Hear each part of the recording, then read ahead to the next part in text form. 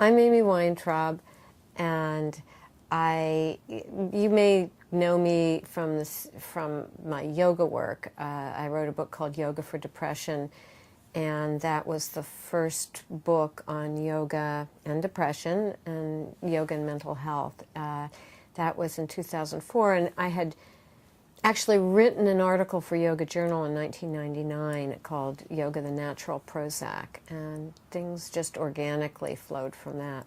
But I did that, and my passion was to write and teach about yoga and mental health because of my own journey. And I realized that yoga was a lifesaver for me. Prior to practicing yoga, I had been on antidepressants and functioning, semi-functioning. There would be times when I wasn't functioning very well, when I couldn't stack chairs or put two shoes in a shoebox or do the kinds of things that take just sort of cognitive presence. I was in a fog. I felt as though there were like clouds on my brain. I couldn't think clearly. I couldn't find words to express. So, and it showed up as a kind of numbness, not a lot of grief, but just no feelings, a dead feeling inside. So I was on antidepressants. I functioned fairly well on antidepressants, but there was no joy in my life. There was no grief in my life either. I was just numb, going through the motions of life. And I went to my first yoga experience at Kripalu Center in 1989 and just loved it. I'd meditated for years. I had practiced yoga a little bit with Richard Hittleman records and books, but I hadn't really done a regular yoga practice. But once I began, it really made such a difference in my life. And I became really excited about it and wanted to share it. When I went to do my yoga teacher training, it was really only for me to deepen my own experience. But when I finished, it was like I was hot to share it, hot to bring it out into the world because it had so transformed my own experience of what life could be. I could feel joy. And little by little, I was able to titrate off medication and experience life more fully in the present moment because what yoga does for me is it gives me a way of becoming the observer. Not that I don't feel my own feelings, but I'm also an observer of my feelings. So I'm less reactive. The traumas and losses and betrayals and depressions and the griefs and the shames that we all experience. We all experience them. There's no way to protect ourselves from those. I still have those in my life, but I don't react to them. I'm just sort of allow, and oh, wow, grief is visiting now. I'm really, and what's grief have to tell me? Maybe even do a little dialogue with the grief. Or, wow, I just felt a sense of shame. I haven't had shame in so many years. What's that about? Wow, talking to that shame part. That's, I think it's, I believe in psychotherapy, and I've had doses of it throughout the years. So that's, of course, been a factor. And I've also studied internal family systems therapy, which is so aligned with yogic philosophy, because what it does is says, come into, find self, find that sense of observing mind from a place of compassion. And then you, as the client or the patient, dialogue with that 4-year-old that was wounded, or that infant that didn't get what it needed, or that 14-year-old. It's a very yogic way of working with the mind. And so those experiences of yoga and internal family systems training have really helped me be able to be in a place of self when life hits, so it's like, okay, life, come and hit me. Let me know I'm alive. I can feel, and I don't have to be rocked. Life can hit me, and I'm going to sway. I'm going to be buffeted by life when it hits, but it's not going to knock me over, because I clear my space every day with my practice. So that's what yoga does for me. And I really have seen, because I've worked with really thousands of people, I've seen that it does the same for them too.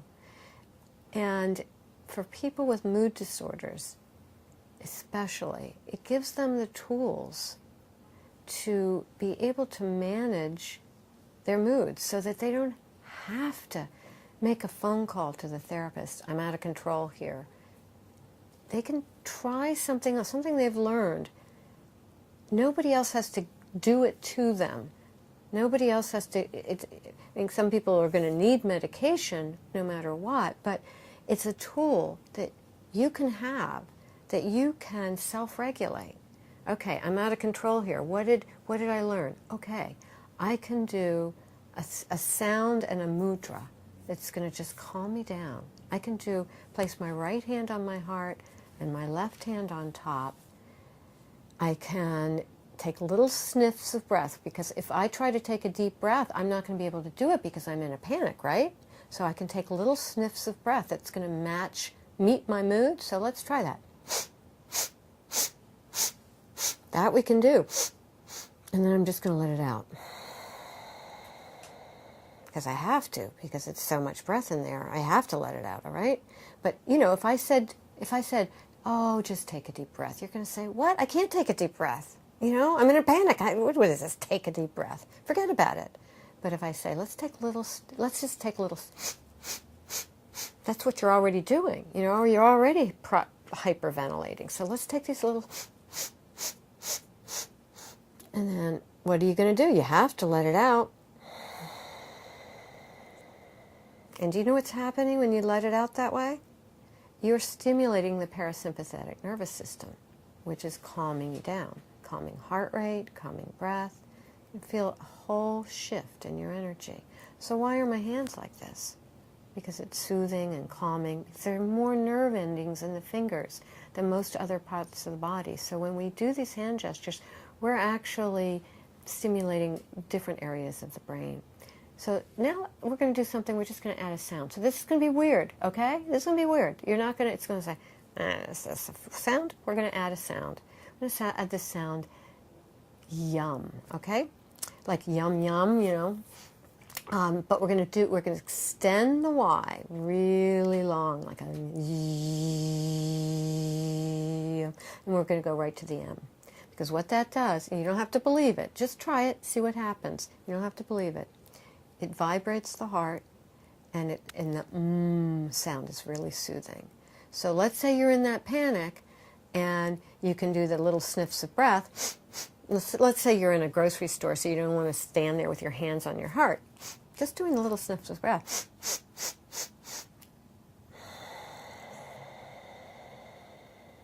You can do that in the grocery store. Nobody's going to know the difference.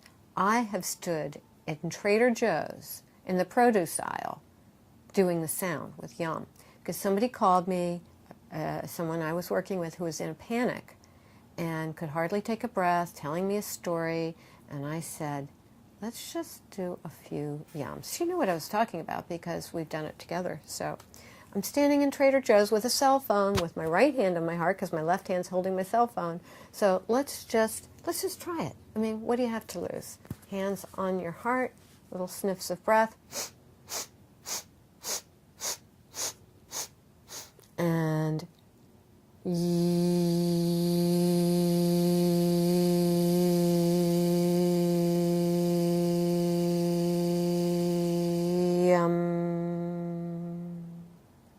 now you probably kept your eyes open, because I did too.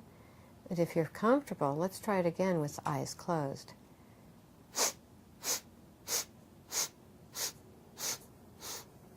Yum.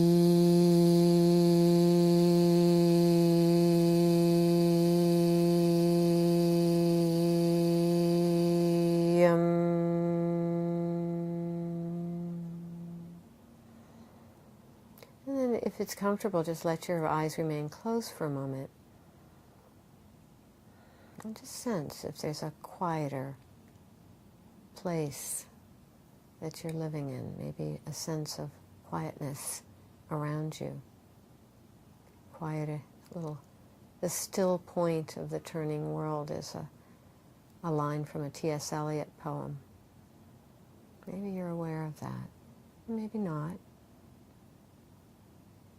And then as you're ready, if the eyes are still closed, allow them to open. So how do you feel? Do you feel a shift? Maybe, maybe not. That's just one of hundreds of tools that you can use to self-regulate. You don't have to be a victim of your mood. You don't have to be a victim of your story.